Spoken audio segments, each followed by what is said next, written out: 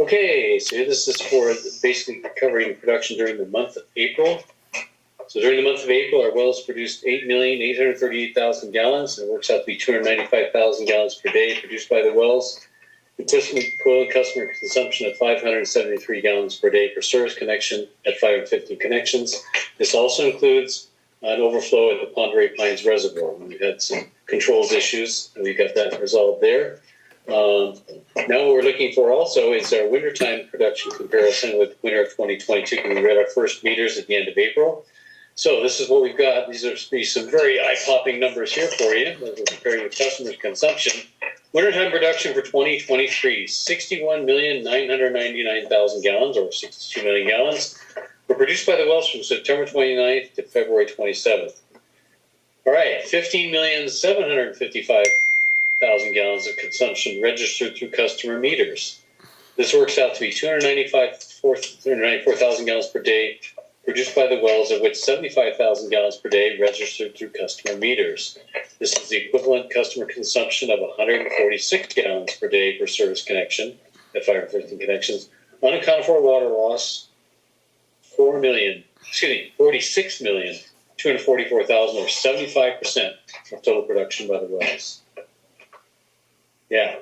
So it's definitely got up there. Now we can see how it compares. It's actually similar to last year also. Unfortunately, we're not losing anything.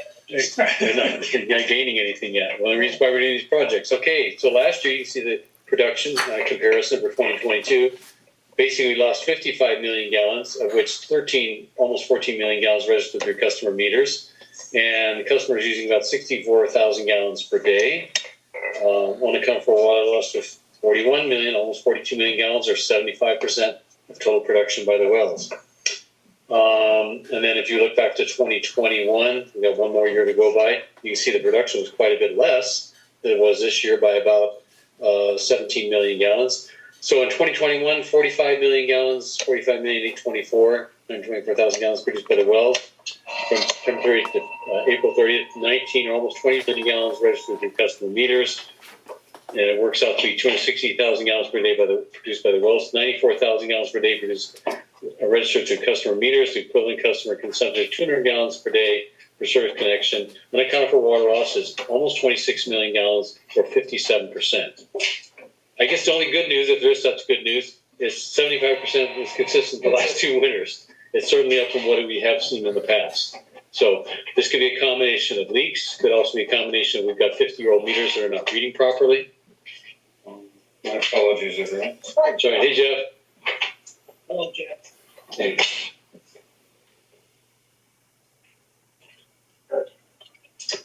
Okay, before we move on to the other water system items, I'll have some updates there as well. Is there any questions on the consumption report? Production consumption reports? Okay. If not, we'll go on to, and again, remember these system reports I turned into Jesse on Monday mornings. I was telling Bob Hansen, the things happen between Monday and now, so I'm going to highlight that on here as items 4 and 5 on here. Okay, controls issues at the Pend Oreille Pines booster station. We had issues where the level transducer failed and the controls are getting sold after 20 years. You can't reasonably expect timely replacements of those, so we've actually started replacing. Remember, we approved the new SCADA and new radios. That's a part of this process, so we've integrated part of that so we don't have to reinvent the wheel kind of as we go, as we're going through. We've got it up and working now. We did have it overflow twice, probably to the tune of about under 1 million gallons of a total between the two of them, but that's still a lot when it overflows and we're not notified. When we're notified, we get out there and take care of things. So it is what it is. And let's see, this may be on the project where Ben will want to update us on number 2, the Farragut State Park meter. It's going to be going in, but not at the same location because we've got older piping in there, older vaults. It's going to be moved to a different location. We won't have to shut down the system twice. Will that be a new meter? Yeah, we've already got the new meter. Yeah. Oh, the meter's already in? Well, yeah, we had it a long time ago. We were anticipating it, so we didn't want any delays, so we already have it. So we'll have a little better idea what we're pumping out. Yeah, exactly. This is the one that we were waiting for getting access Yes. for the construction. Mm-hmm. Yeah, that's it. So I just wanted, that was just kind of in there as an update. When Ben is on, or if he wants to update it as part of his report, he can as well as to what's going on there.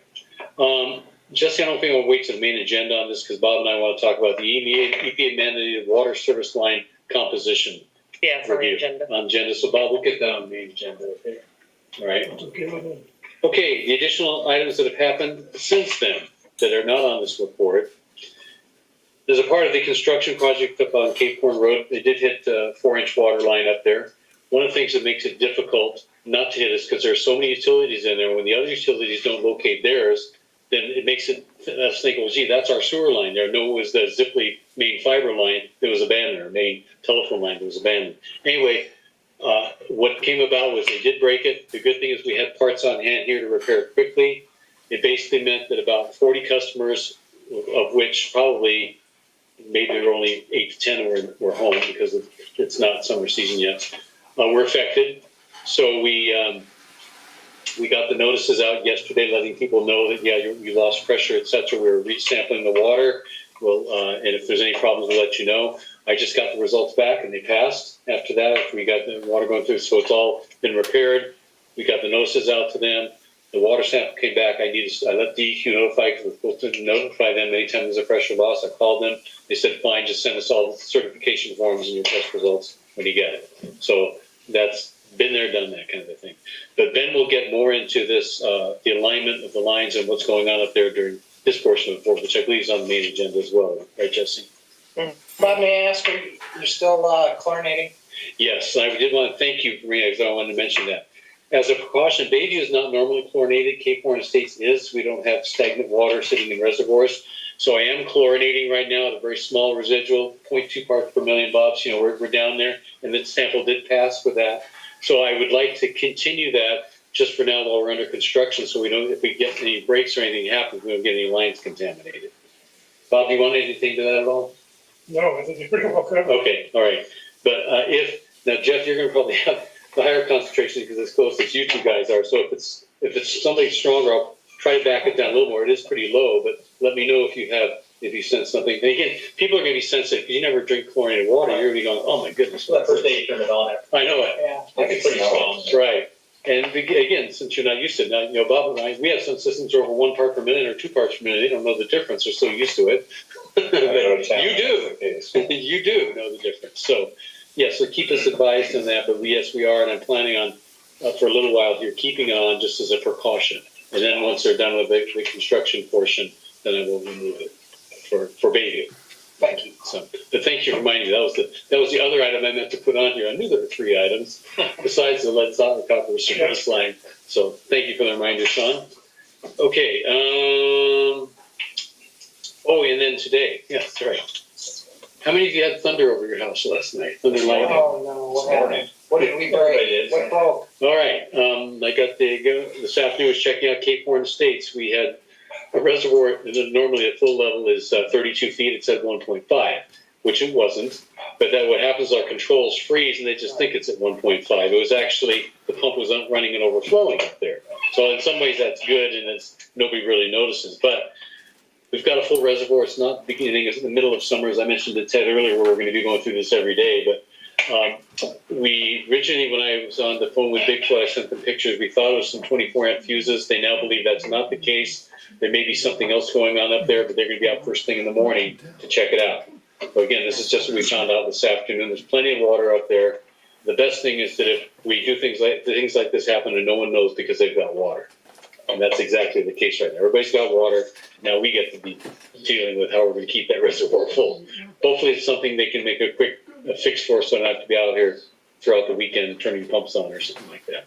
But you'll know sometime tomorrow. Yeah. If they find something. Right.